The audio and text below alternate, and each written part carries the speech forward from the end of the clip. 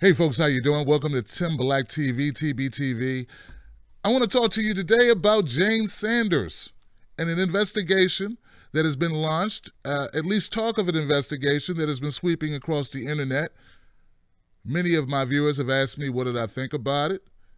They're very concerned about it, considering you have to factor in the concerns about Bernie Sanders and some of the positions he's taken, the tour with the Unity tour with Tom Perez, some other decisions people brought up regarding, it looks like maybe Bernie may be siding a little bit more with the Democratic Party than they expected. And I did a video that was, sort of critical of Bernie, just asking questions. And some people are kind of tying in between this talk of a lawsuit, or if there is an actual lawsuit, we'll get to that in a minute, and Bernie's actions.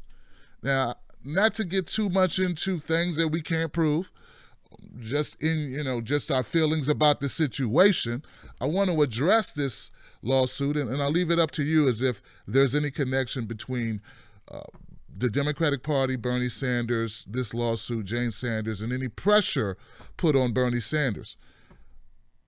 This article I'm about to read from is from my friend Walter Bragman, from his Paste magazine article, Investigating Nothing, the Jane Sanders FBI non-controversy.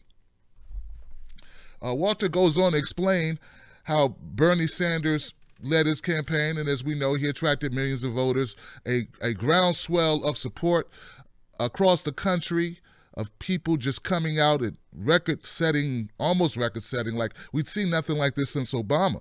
And how now it appears that there was some cherry-picking by investigations or investigators, or maybe some complicity with people who wanted to see Bernie Sanders, frankly, just shut up and go away. So here we go. Senator Bernie Sanders rallies millions around the country. It baffled neoliberal Democrats, seemingly unable to move beyond the sting of Hillary Clinton's November defeat. They have a Republican ally to these neoliberals, Democrats, who are the establishment, who frankly wanted Bernie Sanders out of the way back during the primaries or before the primaries even began. There's a Vermont Republican and their vice chairman, Brady Toesning. Okay, so now Toesning is the one who has brought this action, who has made these allegations about Jane Sanders in regards to a Burlington college where she oversaw. So, according to this, the story goes like this. The FBI is investigating Jane Sanders because in 2010, while she was president of Burlington College, she masterminded a plan to defraud a bank of $6.7 million to construct a new campus for the college.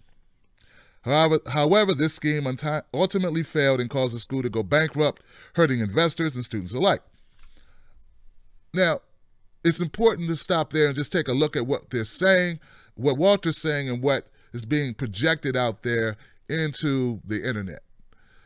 They're saying that Jane Sanders tried to get a loan for Burlington College. To do so, she used some information saying that she would be able to get, or sort of like IOUs or pledges for donations to the college, and that was sort of going to be what would stand as support for the loan to go through. And some of the pledges that she expected to receive during this period of time did not come through. Thus, the college, they're saying that the college went bankrupt. The college did go bankrupt. But my problem with this, folks, is that when we talk about fraud, which I talk about fraud in the DNC fraud lawsuit, we're talking about some type of gain for an individual, for an organization. No one's alleging that Jane Sanders took money and went to the Cayman Islands or Bermuda or, I don't know, anywhere and bought a yacht and kind of just went down Saks Fifth Avenue, Madison Avenue, and brought a bunch of... No one's alleging that. What they're alleging, and you're going to find this funny, as I do, I hope you find it funny like I do. They're alleging that she tried to expand a college.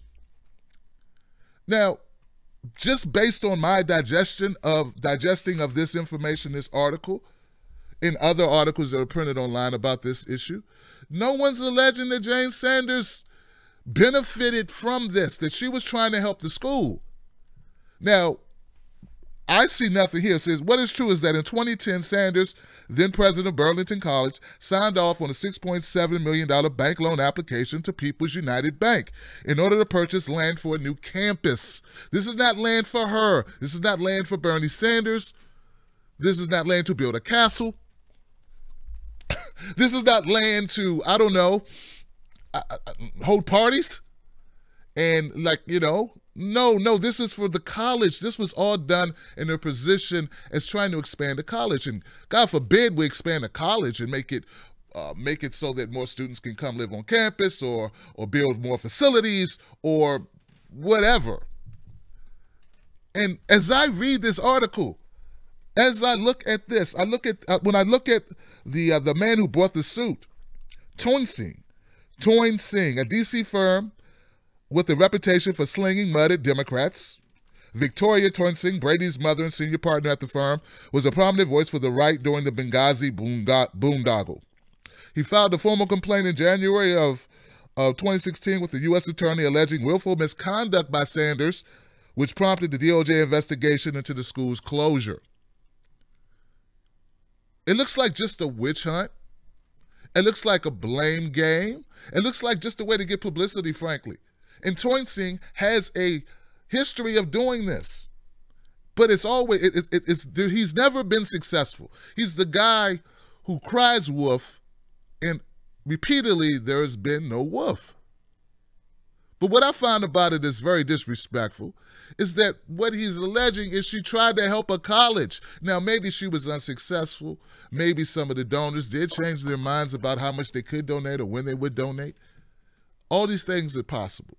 But the intention here, I don't think you can justify a claim of fraud or a claim of misconduct or a claim of nefarious activity on behalf of Jane Sanders. If I felt that way, and if there's evidence ever presented, if this is an actual investigation, because as of now, we get no collaboration with the Department of Justice that there is actually an investigation. But if this becomes a real investigation, Mr. Toin Singh, we will approach it. We will deal with it. We will publicize it. We will talk about it. But as of now, it looks like a big, fat, nothing burger with no ketchup, no mayo, no mustard. Only onions because you're crying wolf. I'm Tim Black for TBTV.